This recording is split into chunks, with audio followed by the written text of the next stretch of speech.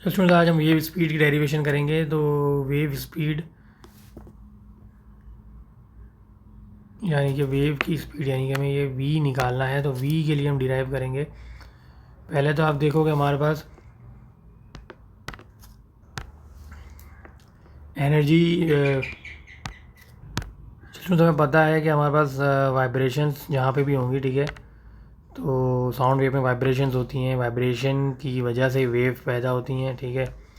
और जो वेव होगी तो वाइब्रेशन इस तरह होती है ना कि हमारे पास एक पार्टिकल यहाँ पर है, ठीक है, और दूसरा पार्टिकल जब पार्टिकल आपस में कोलाइड करेंगे, स्ट्राइक करेंगे, तो ये असल में क्या करते हैं, एक पार्टिकल दूसरे पार्टिकल पे एनर्जी ट्रांसफ़र करते हैं। तो इसी तरह जो है वो ओवरऑल सब पार्टिकल को मिला के वेव बनती है और वेव ट्रैवल करती है। तो ज़ाहिर बात है वेव की स्पीड भी होती है, उसको हम वी कहते हैं। वेव की स्पीड को हम मेजर करते हैं मीटर्स पर सेकंड में। तो स्टूडेंट हमारे पास जो वेव स्पीड होती है एयर में एक ख़ास टेम्परेचर और प्रेशर पर हम लेते हैं, यानी एटमॉस्फेरिक प्रेशर हो एक्सपोनेंट 5 पास्कल और टेम्परेचर अगर 0 डिग्री सेंटीग्रेड हो, तो ये एक स्टैंडर्ड हम स्पीड ऑफ वेव स्पीड या स्पीड ऑफ साउंड हम लेते हैं 330 मीटर्स पर सेकेंड। और लाइट जो है वो लाइट जो वैक्यूम में ट्रैवल करती है उसकी हम स्पीड लेते हैं 3 एक्सपोनेंट 8 मीटर्स पर सेकेंड। एक्सपोनेंट 5 अगर पास्कल प्रेशर हो और टेम्परेचर हो 0 डिग्री सेंटीग्रेड। अच्छा, अब हम निकालते हैं वेव की इक्वेशन। वेव की इक्वेशन देखो हम स्पीड के लिए, ठीक है, किसी भी हमें अगर लीनियर मोशन है, सिंपल अगर हम कोई ऑब्जेक्ट की मोशन की बात करते हैं तो हमें इस बात का आइडिया है कि स्पीड हमारे पास क्या होती है, डिस्टेंस अपॉन टाइम, ठीक है। स्पीड जो नॉर्मल ऑब्जेक्ट की है वो speed equal to distance upon time.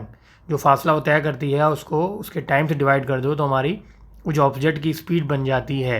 यहाँ पे क्योंकि हम वेव की बात कर रहे हैं तो थोड़ा सा हम सिनेरियो चेंज करेंगे, लिखने में चेंज करेंगे, सिंबल्स चेंज हो जाएंगे, बाकी सारी चीज़ वही होगी। देखो स्पीड है, स्पीड को हमने बोल दिया कि वेव स्पीड है। और जो है डिस्टेंस, क्योंकि वेव जो डिस्टेंस ट्रैवल तय करती है वो हमें पता है कि वेव लेंथ की फॉर्म में करती है। पीछे wave length, time period, frequency ये सारा पड़ा है। तो वेव जो ट्रैवल करती है वो in terms of wave length करती है।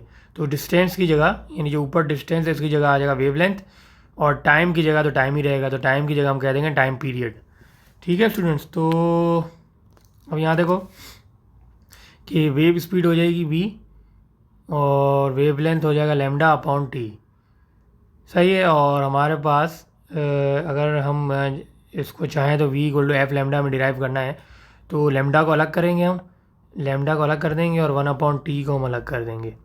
और जो 1/t है, क्योंकि फ्रीक्वेंसी रेसिप्रोकल होती है टाइम पीरियड के, तो इस 1/t की जगह हम f प्लेस कर देंगे और लैम्डा अपनी जगह रहेगा। तो ये हमारे पास वेव स्पीड आ जाएगी v equal to F lambda.